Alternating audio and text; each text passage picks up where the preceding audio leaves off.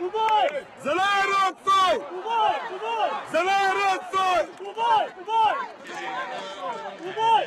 第二次势头，大屏幕上显示的是中国台第二次势头的慢动作回放。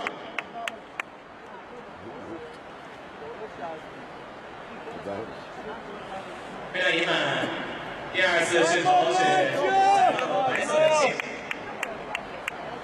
这次势头成绩不详。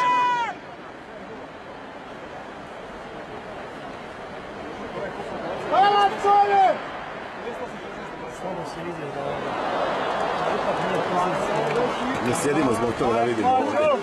格子屏上现在显示的是男子标枪 F11、F12项目决赛的运动员及时成绩排名。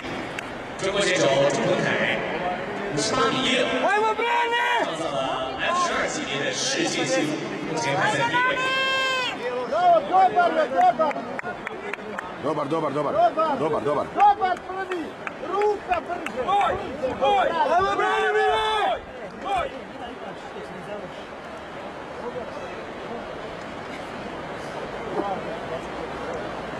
Ajmo, brane! 12-27. Bravo!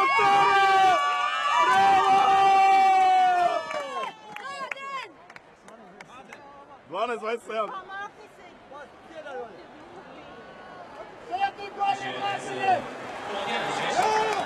在一起， Bravo, brane! 这都也是非常接近原世界纪录。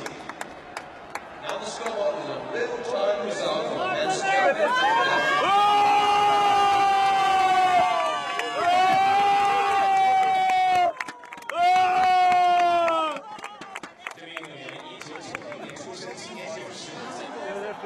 Jebote, ludnica,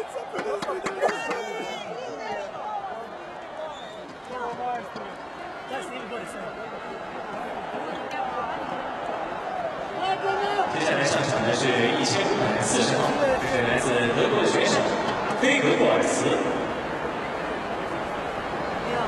，F11上赛级别的运动员，1959年出生，今年。